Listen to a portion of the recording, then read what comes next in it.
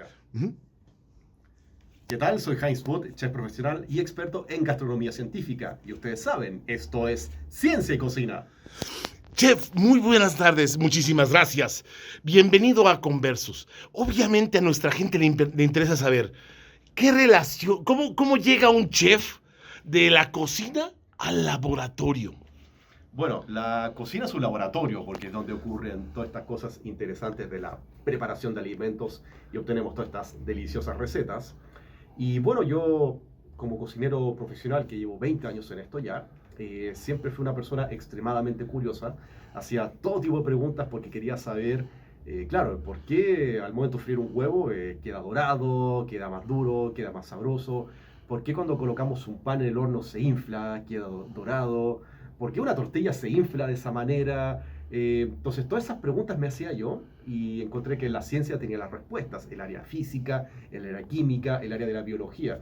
Porque al final todo lo que hacemos en la cocina son diversas reacciones físico-químicas que explican el resultado de nuestros alimentos. Y todo eso es muy sabroso y muy delicioso. Entonces yo tomo todo ese conocimiento, lo traduzco de una manera que sea comprensible para todas las personas y por eso hago esta divulgación científico-culinaria. Y esa es la pasión que me ha llevado a hacer esto hasta el día de hoy en las redes sociales. Chef, el transformar, el traducir, el recrear el lenguaje científico resulta para muchos investigadores complicado. Usted maneja el lenguaje científico porque al ser chef conoce estos términos. ¿Cómo es que usted procesa el lenguaje científico para transformarlo en un lenguaje cotidiano? Bueno, entender que, por ejemplo, el área física, el área química, el área biología, tienen sus propias palabras y tienen su propio vocabulario. Y curiosamente, mucho del vocabulario que usan esas áreas científicas puede ser perfectamente utilizado en la cocina. Por eso tenemos ejemplos como, no sé, osmosis, difusión, diálisis, hidrólisis, desnaturalización, coagulación, reacción de Maillard, glicación, caramelización.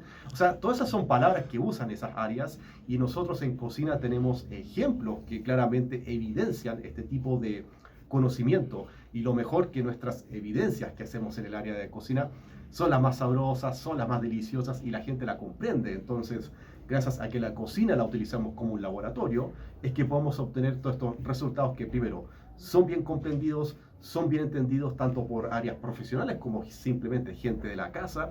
Y es ahí lo interesante de cómo aplicando este conocimiento en la cocina es una excelente herramienta. Que en todo este tiempo que lleva usted trabajando video en TikTok, en Internet, eh, ¿cuáles son los temas que más se le han complicado convertir o traducir? O sea, creo que complicación no es ninguna, sino hay que entender que, claro, el conocimiento científico está, pero también hay que entender que dentro de ese lenguaje, claro, puede ser términos algo complejos o términos científicos que simplemente la gente común no entienda. Entonces, el desafío está en tomar esa información y cómo traducirla para que sea bien comprendida. Y claro, uno puede ver un plato, uno puede ver una receta y se entiende bien al principio porque es el resultado y la evidencia final, pero todo el camino que nos lleva a eso, que es más allá de solo leer la receta, es lo importante. Así es que es simplemente encontrar las palabras adecuadas y si hay un término que es muy técnico, claro, pero también lo podemos explicar de una manera, de un vocabulario, con un lenguaje que sea mucho más comprendido. Y una vez más, insisto, en la cocina está esa información. Y lo curioso es que también hacia el otro lado, el área científica, todos esos términos complejos son mucho mejor explicados a través de la ciencia. Por eso podemos hablar de morfología, podemos hablar de, por ejemplo, de reología y todas esas reacciones, pero si todo eso lo explico a través de un trozo de chocolate, créeme que se comprende mucho mejor y un químico lo va a entender mucho mejor. En México somos muy supersticiosos, usted lo sabrá, y creo que en general todos los latinos lo somos. Las recetas hablan de que ciertas cosas se tienen que hacer en una cazuela de cobre, que no debes poner, no debes poner a desinfectar en metal. ¿Podría platicarnos un poco, por ejemplo, cómo se le quita la baba al nopal? Al nopal. Bueno, ahí entendiendo que esa babosidad del nopal simplemente se debe a las propias fibras que tiene el nopal. Son altas en celulosas, son pectinas, y claramente toda esa unión nos forma esta babosidad. Entonces, ¿cómo se extrae? A través de un proceso de osmosis, añadiendo sal, que eso es una manera interesante. Ahora hay que entender que la sal también hace lo suyo, porque como se disuelve en el agua del nopal, y el nopal tiene mucha agua, también va a dejar un poco de residuo salado. Entonces, ¿qué hay que hacer? Se lava después y ahí retiramos todo exceso de esa babosidad, digamos. Ahora depende de la gente. Hay gente que le gusta esa babosidad, a otras no, pero ahí tienen una buena técnica. Lo que le preguntaba es porque, por ejemplo, mi abuela me decía que había que echar una moneda de cobre para cortar esta baba. También, por ejemplo, se dice que para subir las yemas se debe hacer en un caso de cobre. Esto es... Ajá. O sea, bueno, todo lo que es el cobre, sabemos que tiene esta aleación, tiene ciertos iones que reaccionan con las proteínas de los huevos, y sí que va a ser, los iones del cobre reaccionan con otros iones que tienen las proteínas, principalmente las albúminas, y que se logra, se desnaturaliza más rápido. En el fondo, esta desnaturalización es que la proteína de la albúmina es de esta manera, y gracias al cobre se abre más, y al abrirse más es capaz de atrapar y retener bastante más aire. Entonces, eso es lo que hace el cobre. El cobre se ha descubierto que es totalmente cierto, pero también el cobre tiene sus defectos. No se puede usar mucho para preparaciones muy ácidas, ejemplo mermeladas, o ejemplo preparar un aguachile en algo de cobre, no sería muy recomendado. Pero es interesante eso, todas esas tradiciones que nos han explicado tal vez nuestras tías, nuestras abuelas, y que por un lado son ciertas, pero para eso está la ciencia, para evidenciar, comprobar y fundamentar. En México, y perdona que insista en México, se dice que cuando puedes hacer el arroz, te puedes casar. Entonces, para que el arroz quede bien, como nos gusta a los mexicanos, los granos tienen que quedar separados, no debe quedar batido. Usted, que entiende de ciencia y entiende de cocina, ¿qué podría decir a todas esas pobres almas en desgracia que no pueden hacer el arroz sin que se les bata? Bueno, ahí primero hay que entender en dónde estamos ubicados, porque el arroz sí es el cereal más consumido del mundo. Y claro, o sea, la pericia de cómo se prepare va a depender mucho. Hay gente que le gusta el arroz más graneado, más suelto, otros le gusta un poco más acote o más húmedo. A mí me gusta húmedo, pero también hay que entender en dónde estamos ubicados, porque, ejemplo, donde estamos ahora, en Chiapas, tenemos una altura de 700 en promedio. ¿Y eso qué significa? Que el agua hierve aproximadamente a 99-98 grados, que es la relación del nivel del mar, que es 100 grados. Pero si nos vamos a Ciudad de México, que tiene una altura de 2000 sobre 2000 aproximadamente, el agua hierve a menos temperatura, o sea, va a estar hirviendo a 95, 94. Entonces, todas esas diferencias de altura radican mucho en cuánta agua necesita el arroz y también cuánto tiempo de cocción. Un arroz aquí en Chiapas no puede demorar 18 o 19 minutos, y un arroz en Ciudad de México puede demorar media hora aproximadamente. Y eso solamente es por el tema de la altura, ya que cada 300 metros disminuye 1 grado el punto de ebullición. Y a pesar que el agua ebulle a menor temperatura, eso significa que el grano no alcanza a absorber bien el agua y no alcanza el proceso de gelatinización, que es cuando el arroz se cocina y queda tierno. Y eso claramente a más altura toma mucho más tiempo. Así es que cuando la gente dice, ejemplo, en Ciudad de México, que son 2,5 tazas de agua por taza de arroz, hay que entenderlo, pero en el caso de acá pueden ser 2 tazas o incluso 1 taza de agua. Y en eso influye mucho en la temperatura en que estemos en la altura y también la calidad de nuestra olla.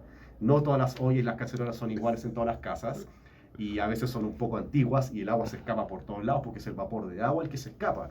Así es que si nuestra olla es bien hermética, ese vapor se va a quedar retenido dentro del arroz. Así que primero entendamos en dónde estamos, analicemos cómo es nuestra superficie y cómo es nuestra olla, porque todos esos factores son importantes para lograr un buen arroz como a ustedes les guste. Perfecto. Y por último, seguramente le llegan solicitudes de consejo o dudas de muchas personas que, como nosotros, no sabemos muy bien por qué pasan las cosas. ¿Cuál ha sido la pregunta que más le llega? O lo que más le preguntan a usted, chef, en su canal.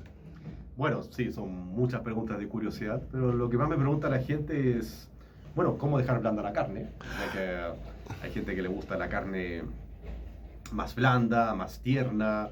Y primero digo, bueno, hay que conocer nuestra carne. O sea, si hablamos de carne vacuno, la carne roja, una de las más comunes, O sea, depende de la zona donde venga, va a ser su dureza. Si viene de zonas donde el animal tuvo poco ejercicio, va a ser una carne bastante más tierna. Pero si utilizamos carne de las zonas de las patas, del cuello, va a ser bastante más firme porque al ser zonas de mayor ejercicio genera bastante más colágeno y el colágeno es lo que determina la resistencia y la dureza de la carne. Pero si queremos ablandar más nuestra carne, hay varios tips. Por ejemplo, un tip es dejar remojando en leche, un trozo, así leche de vaca común y corriente. Eso aplica para trozos delgados, ya que la leche tiene ciertas enzimas que activan las calpaínas, que son otras enzimas que están en la carne, y eso hace que se ablanden un poco por reacción del calcio. También está dejarla con frutas enzimáticas. ¿Y qué frutas son enzimáticas? La piña. La piña tiene una enzima llamada bromelina, y la cual destruye las proteínas, y eso también las deja bastante más tiernas. Utilizar kiwi, utilizar papaya, todas esas son frutas que reaccionan por sobre las proteínas y las dejan bastante más tiernas. Entonces, el tema es experimental, pero saber que todas esas cosas que ya mencioné van a cambiar radicalmente el sabor de nuestra preparación. Así es que ahí se pueden lograr recetas interesantes y sabores interesantes. Pero eso es importante comprender si queremos un trozo de carne bastante más tierno o si nos gusta masticar un poco más la carne. Finalmente, la comida está experimentando una gran transformación. Química, física, han entrado a la cocina para hacer la comida industrializada. En opinión de usted, eh, ¿qué debemos buscar? ¿Una comida más orgánica? ¿Qué debemos cuidarnos para poder comer de una manera más sana? Bueno, yo creo que la respuesta siempre ha estado. Eh, si analizamos la alimentación como era de nuestros familiares 30, 40 años atrás, sí se alimentan de mucho producto fresco, mucho producto del campo, mucha carne, mucha fruta. Y hoy en día también tenemos ese beneficio, pero también tenemos todos estos productos que son industrialmente procesados. Ahora hay que entender que esos productos son parte de la globalización y nos han permitido un acceso a una mejor alimentación, sobre todo bastante más económica. Pero hay que entender que la respuesta está en el equilibrio. ¿Qué significa?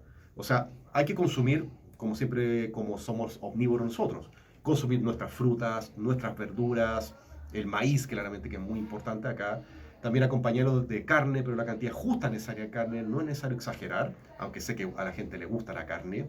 Y también podemos comer dulces, podemos comer golosinas, pero eso tiene que ser en su justa medida, ya que si abusamos de ese tipo de sustancias, o usamos mucho de las botanas, las papas fritas, todos estos pasteles envasados, claro, nos podemos dar un cierto gusto, pero si nuestra dieta se basa en eso, ahí es donde están los problemas. Así es que la solución y la respuesta siempre ha estado en el equilibrio, consumir muy equilibrados nuestros alimentos, muchas frutas, verduras, legumbres, cereales, pescados, carnes, huevos, aceites. Hay que consumir de todo eso en su justa medida y claramente los azúcares limitarlos, pero no hay que condenar ni demonizar los alimentos por lo que son, porque son alimentos. Y así es que una vez más es importante tener equilibrio entre todo y esa es la gran respuesta a todas nuestras dudas de alimentación saludable.